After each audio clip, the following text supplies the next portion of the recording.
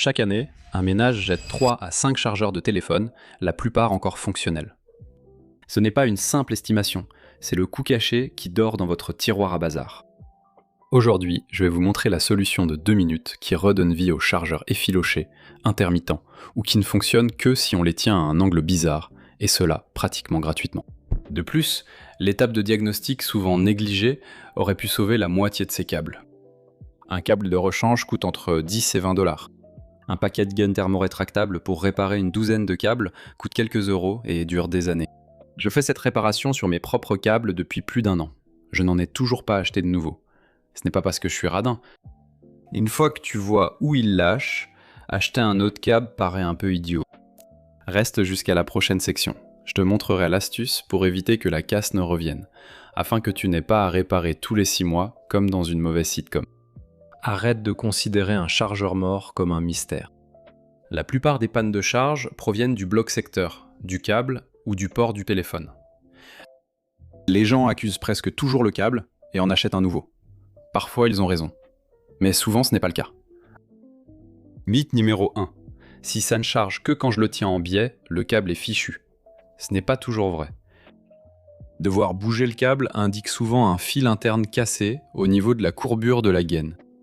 Le col souple en caoutchouc à la jonction câble-prise. À chaque fois que tu tires le cordon depuis la table de nuit, la courbure se plie et les brins de cuivre à l'intérieur s'usent, jusqu'à rendre le contact intermittent. La gaine extérieure paraît intacte, d'où la croyance que le câble est maudit. Or, il a juste subi une défaillance mécanique à un point faible bien connu des ingénieurs. Mythe numéro 2. Le ruban adhésif est une solution. Le ruban isolant est un pansement. Il empêche le cuivre nu de provoquer un court-circuit avec vos doigts pendant 1 semaine. Il ne fait presque rien pour les brins cassés à l'intérieur, se décolle, colle, et on dirait que vous avez perdu contre un rouleau de ruban noir. Idéal pour une recharge d'urgence nocturne, mais ce n'est pas une réparation. Mythe numéro 3. Les chargeurs rapides s'usent vite, donc les câbles bon marché sont un mauvais investissement dans tous les cas. La mort d'un câble vient rarement des watts, mais plutôt des cycles de pliage au connecteur. Un câble à 5 $ et un câble à 20 $ meurent au même endroit si tu les traites de la même façon. La différence réside dans l'épaisseur de la gaine et la conception du renfort anti-traction. Ce n'est pas une malédiction mystique de charge rapide. Ce 4e mythe est celui qui fait perdre le plus d'argent. Nouveau câble, problème résolu. Si le vrai problème ce sont des peluches tassées dans le port de charge de votre téléphone, vous venez simplement d'acheter un nouveau câble à brancher dans un port bouché. Les ports retiennent les peluches comme un aspirateur. Un amas de peluches peut empêcher le connecteur de s'enclencher, provoquant une charge intermittente, souvent attribuée à des câbles défectueux.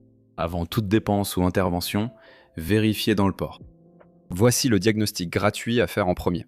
Il prend environ 90 secondes. Débranchez tout. Prenez un cure-dent en bois ou plastique, surtout pas en métal pour éviter un court-circuit.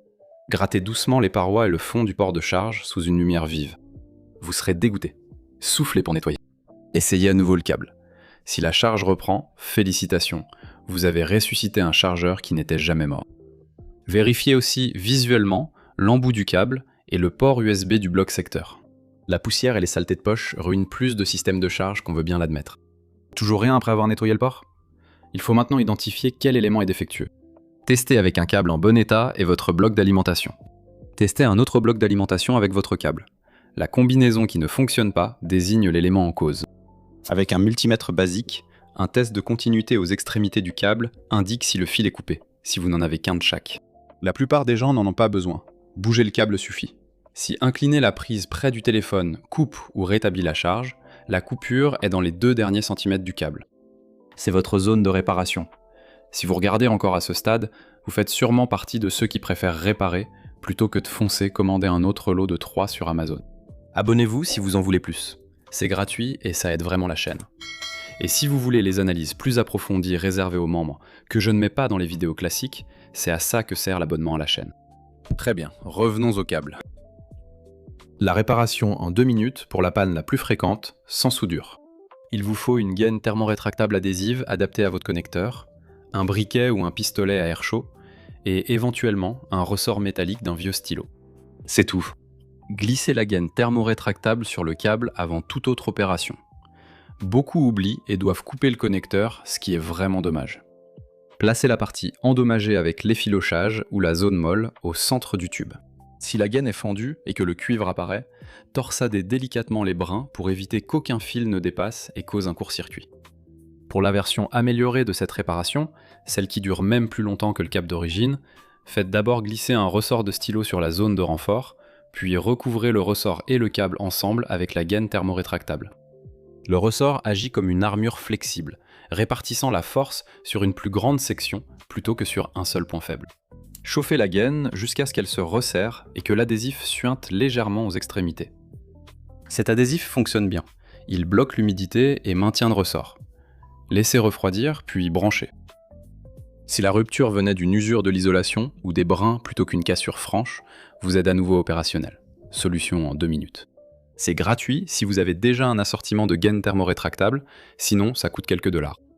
Un seul paquet suffit pour des années de réparation de câbles à la maison. Quand la réparation de 2 minutes ne suffit plus, quand le cuivre à l'intérieur est complètement sectionné et que la continuité est perdue, il faut passer à la réparation avec découpe et ressoudure. C'est moins cher qu'un câble neuf et te donne l'impression d'être un peu dangereux, dans le bon sens.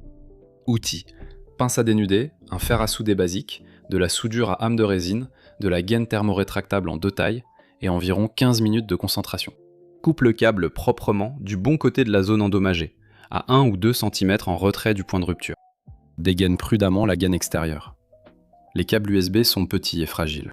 À l'intérieur, il y a souvent un fil rouge, alimentation, un fil noir, masse, et pour les câbles de données, un fil blanc et un vert, données. Certains câbles de charge n'ont pas de fil pour les données. Certains câbles USB-C comportent des fils supplémentaires pour la charge rapide. Ouvrir un USB-C et découvrir un enchevêtrement de microfilms n'est généralement pas recommandé aux débutants en soudure. Pour votre premier essai, restez sur des câbles simples, comme USB-A vers Lightning, USB-A vers micro-USB, ou des câbles de charge USB-C basiques. Placez une gaine thermorétractable sur chaque conducteur et une grande sur le câble avant la soudure. Éteignez le fer et les extrémités des fils. Soudez le rouge sur le noir sur le connecteur de remplacement, ou sur le côté du connecteur conservé si vous faites une greffe. Faites des soudures brillantes et petites, placez la gaine thermorétractable sur chaque fil, chauffez, puis faites glisser la grande gaine thermorétractable sur toute la jonction et chauffez. Faites un test de traction en tirant doucement.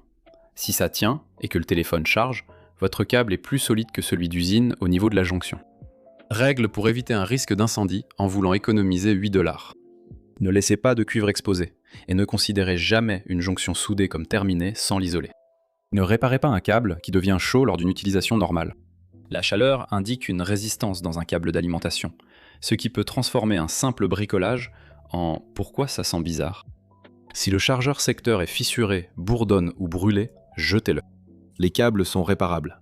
Les adaptateurs secteur abîmés ne révèlent rien sur vous. Et le coût ?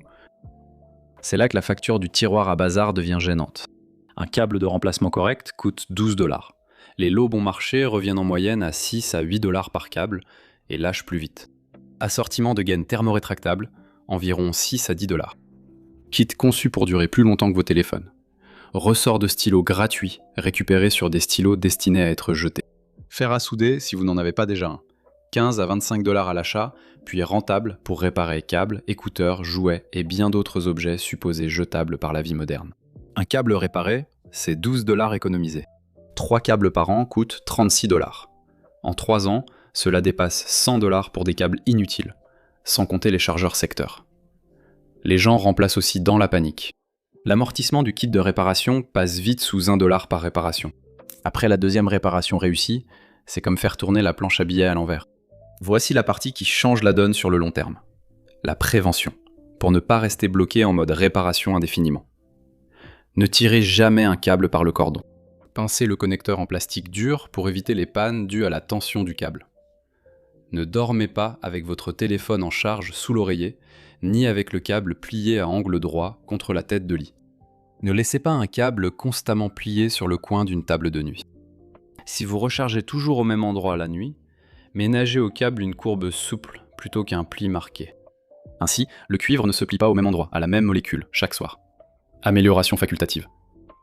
Pour être minutieux, après une réparation, ou sur un câble neuf que vous appréciez, mettez le ressort de stylo et la gaine thermorétractable à chaque extrémité avant qu'il ne casse.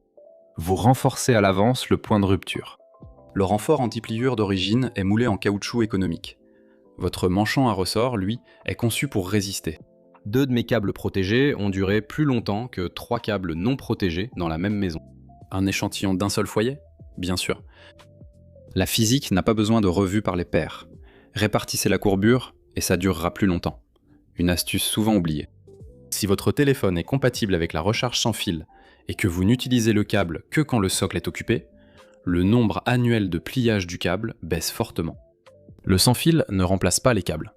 Cela signifie simplement que le câble que vous continuez à utiliser subit moins de cycles d'usure par an. Associé à cela l'habitude de pincer le connecteur et la protection à ressort, vous n'aurez plus à racheter de chargeur. Ce n'est plus un slogan, juste une réalité sur votre tiroir à bazar. Pas besoin de devenir une chaîne de réparation.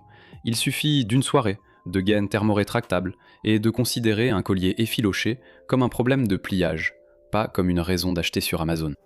Le mécanisme est simple, le point de défaillance est prévisible.